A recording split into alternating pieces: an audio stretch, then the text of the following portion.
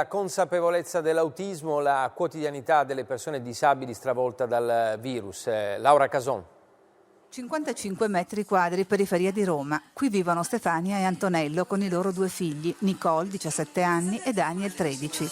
Entrambi sono autistici e questo periodo per loro è ancora più duro. Saltano i punti di riferimento.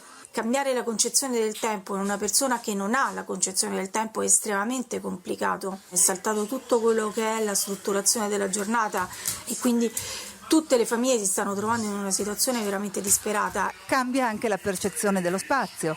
Passeggiate all'aperto, gelato, pizza e altre abitudini ancora. Non piangersi addosso, essere propositivi, pazienti e sorridere. Stefania va avanti così.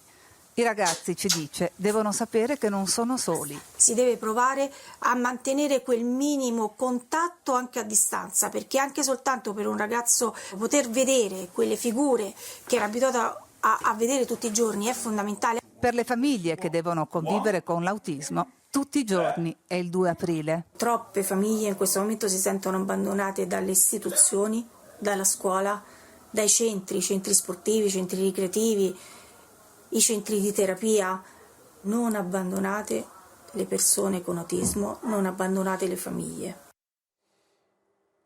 Comincia ora la mia terza vita al TG1, la